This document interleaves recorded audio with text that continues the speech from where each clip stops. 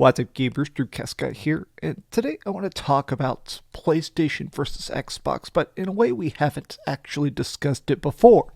It's not a secret that I really enjoy PlayStation, but mostly because of the exclusives. I mean, if I'm just looking for raw graphics or crazy resolution and stuff like that, obviously I have a very powerful PC, but I like PlayStation.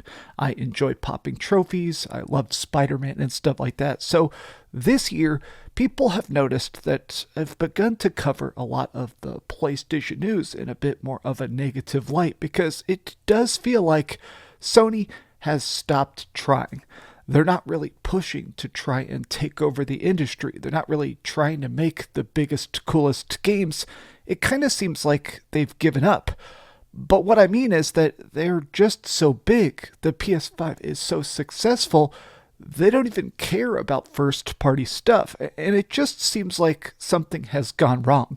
Now, the biggest thing I've seen put out there is that the failure of Xbox, the fact that Microsoft's gaming is pretty much releasing no actual games, the failure of Game Pass. I mean, at this point, there is very little pressure for PlayStation to even care in the AAA space because they're going to get all the games and sell the most copies for literally no upfront cost. But let's take a look at some facts and numbers, and I kind of just want to explore this idea in a chill Sunday video. So, hi, hope you're having a great day, and if you could, please give this video a like and subscribe if you haven't already.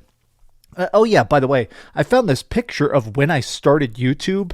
Yeah, when I first started this YouTube channel, I was pretty much starving to death, literally. I was literally 70 pounds lighter than I am right now. So everybody, thank you for the likes and subscriptions and stuff, because it's sometimes wild to think about how this actually worked out. But here we go.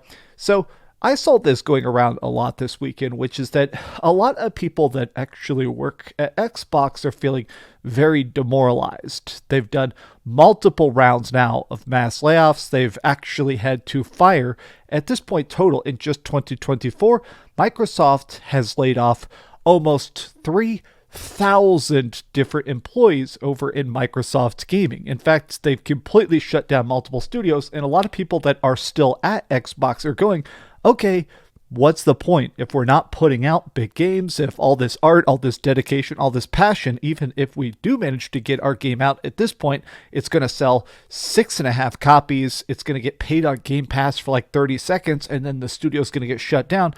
Even the silence of it. Microsoft does not know how to talk about the Xbox. With this latest round of big layoffs, they're actually telling people, don't tweet, don't talk, keep all social media going dark. And they've had to do this because the last time they did mass firings, they released a Feel the Burn Xbox controller, which got them an enormous amount of backlash. I think that Microsoft has found themselves in the strange point where it feels like they don't know how to just make games. And Sony's so confident, they don't even care about releasing games. I keep seeing memes like this, where the next big Nintendo game is this one here, which I think actually technically leaked. This is on the internet somewhere right now, but it's this Zelda puzzle game. It looks extremely cute. It looks extremely fun. This is definitely going to be a huge success. And a lot of people are kind of going, okay, this thing is probably going to sell millions and millions of copies. When's the last time an Xbox game sold millions and millions of copies? When's the last time Sony even managed to care about selling millions and millions of copies? I keep seeing stuff like this as well. So this was something that popped up last night right before I went to bed, and it was the fact that this is the best game of the year discussion. Obviously, Helldivers 2, which the player numbers are lower on that, but still the memories of that game truly top-notch. Astrobot just came out. I got the Platinum Trophy.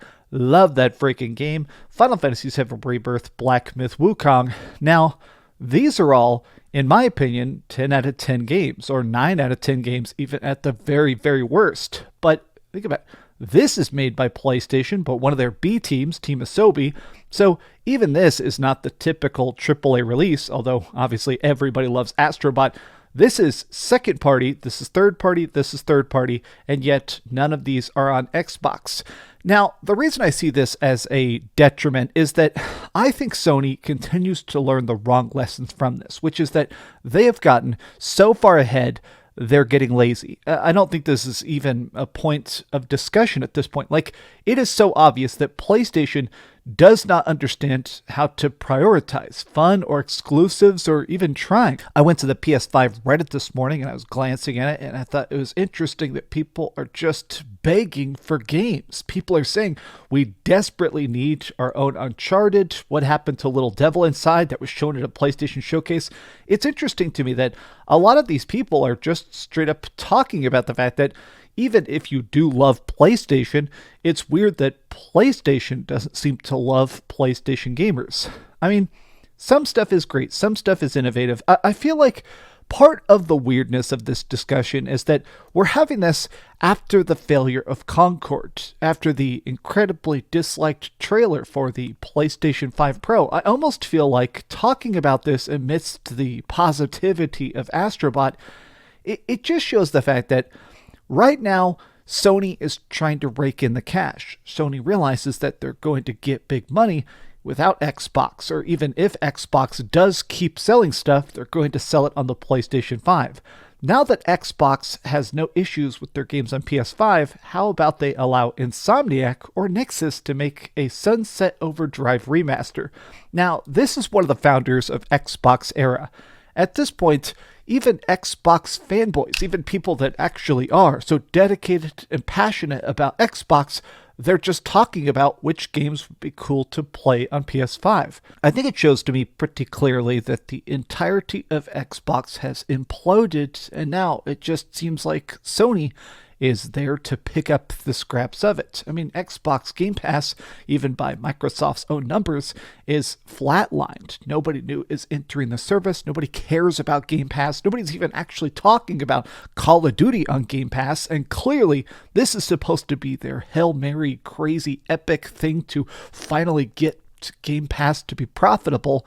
Like, I keep thinking about the fact that I am annoyed, and I think a lot of very honest Sony fans. I think if we can take a step back and be objective, even if you love PlayStation, I think we can all take a step back and say it does kind of suck that Sony is being so unfocused, so unmotivated, you know? Like, when you fight hardest is when you're actually caring about winning. If you're running a race and the guy next to you is running incredibly freaking fast, you're going to find extra energy, extra oomph. That protein bar you ate is going to suddenly give you that just tiny bit of extra pressure to push yourself as hard as you already could, but now you have that mental fortitude to actually care about trying. Look at these numbers. 2.4 billion play hours on the PlayStation 5. And they're not releasing any games. Right? Like, as a PlayStation fan, how can that not kind of melt your brain? The fact that they got 2.4 billion play hours from pretty much just third-party stuff. I miss when Sony was sort of desperate. I feel like a lot of people are getting nostalgic about the early era of the Nintendo Switch and stuff like that, and I got a point to this, which is the fact that for a long time, when the Wii U was failing, and the Nintendo Switch was about to come out, a lot of people were afraid about how much they could figure this out, about how underpowered, how behind Nintendo was. And so the fact that they managed to make the Nintendo Switch to such a huge success by pure passion, by really good developers, by listening to their own intuition about making good games, that caused the Nintendo Switch to blow up. Whereas when it comes to PlayStation, at this point, it just seems like Sony does not have that desperation. They don't have that raw hunger that they did during the PlayStation 3 or even early PlayStation 4, and I think it is a big disappointment. It's weird that we have so many games to play, so much stuff to enjoy, so much stuff to be excited about, but at the same time, so little on our plates. I want to be clear. I'm getting a lot of compliments and subscribers and watch time for bagging on Sony. I've seen even people making animations about how heartbroken I was by the reveal of the PlayStation 5 Pro and stuff like that. The reason I'm speaking out against Sony is because I want them to do better. I love PlayStation exclusives for the most part. Obviously, there's been a lot of bad ones as well. I've obviously talked a lot about the failure of Concord, but my point is the fact that I almost miss the old PlayStation. I miss when they cared about games as much as we care about games. Current Sony doesn't care, and I do wish they did. But these have just been some off-the-cuff thoughts. Short and sweet of it.